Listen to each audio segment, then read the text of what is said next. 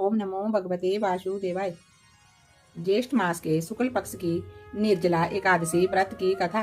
भीमसेन व्यास जी से कहने लगे कि हे पितामह, भ्राता युधिष्ठिर, माता कुंती, द्रौपदी, अर्जुन, नकुल और सहदेव आदि सब एकादशी का व्रत करने को कहते हैं, परंतु महाराज मैं उनसे कहता हूँ कि भाई, मैं तो विधिवत भगवान की पूजा आदि तो कर सकता हूँ, दान भी दे सकता हूँ, परंतु भोजन के बिना नहीं रह सकता। इस पर व्यास जी कहने लगे, हे भीमसेन, यदि तुम नरक को बुरा और स्वर्ग को अच्छा समझते हो तो महीने में दोनों एकादशियों को अन्न मत खाया करो। भीम कहने लगे, पितामह, मैं तो पहले ही कह चुका हूँ कि मैं भूख सहन नहीं कर सकता। यदि वर्ष भर में कोई एक ही व्रत हो तो वह मैं रख सकता हूँ, क्योंकि मेरे पेट में वृक नाम वाली अग्नि है, सो मैं भोजन के बिना नहीं रह सकता। भोजन करने से वह शांत हो जाती है, इसलिए पूरा उपवास तो क्या, एक समय भी बिना भोजन किए रहना मुझे कठिन है। अतः आप मुझको कोई ऐसा व्रत बतलाइए जो वर्ष में केवल एक बार ही करना पड़े और मुझको स्वर्ग की प्राप्ति भी हो जाए। श्री व्यास जी कहने लगे कि हे पुत्र, बड़े बड़े ऋषियों ने अनेक शास्त्र आदि बनाए हैं, जिनसे बिना धन के थोड़े परिश्रम से ही स्वर्ग की प्राप्ति हो सकती है। इसी प्रकार शास्त्रों में दोनों पक्षों की एकादशी का व्रत मुक्ति के लिए लिखा है।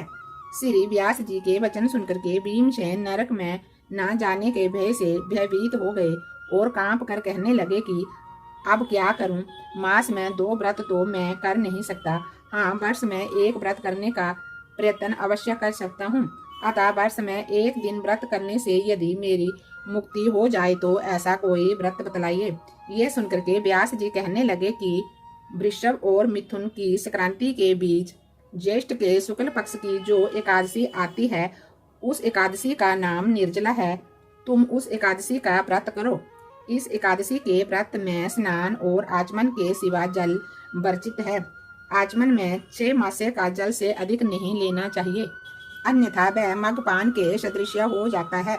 इस दिन भोजन नहीं करना चाहिए, क्योंकि भोजन करने से व्रत नष्ट हो जाता है।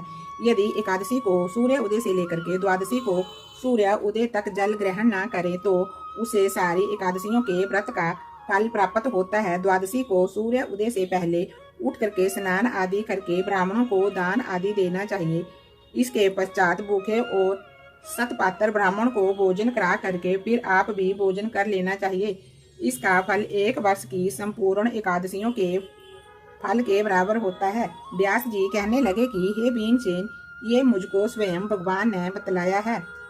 इस एकादशी का पुण्य समस्त तीर्थों और दानों से भी अधिक है। केवल एक दिन मनुष्य निर्जल रहने से पापों से मुक्त हो जाता है। जो मनुष्य निर्जला एकादशी का व्रत करते हैं, उनको मृत्यु के समय यमदूत आकर के नहीं घेरते। भगवान के पार्षद उनको पुष्पक विमान में बिठा करके स्वर्ग को ले जाते हैं। अतः संसार में सबसे श्रेष्ठ निर्जला एकादशी का व्रत है, इसलिए यत्न के साथ इस व्रत को करना चाहिए। उस दिन ओम नमो भगवते वासुदेवाय मंत्र का उच्चारण करते रहना चाहिए। गो दान भी करना चाहिए। इस प्रकार व्यास जी की आज्ञा अनुसार भीमसेन ने इस व्रत को किया।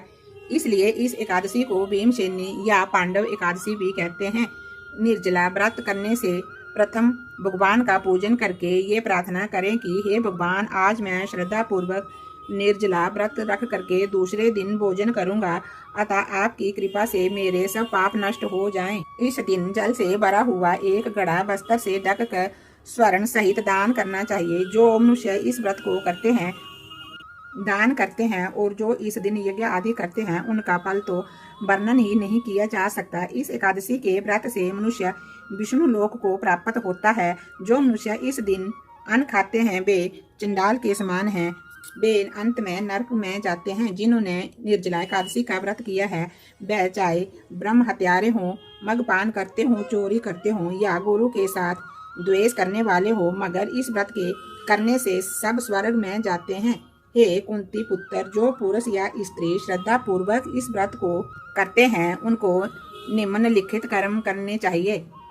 पहले भगवान का पूजन और फिर गोदान, ब्राह्मणों को मिठाई व दक्षिणा देनी चाहिए तथा जल से भरे हुए कलश का दान भी करना चाहिए।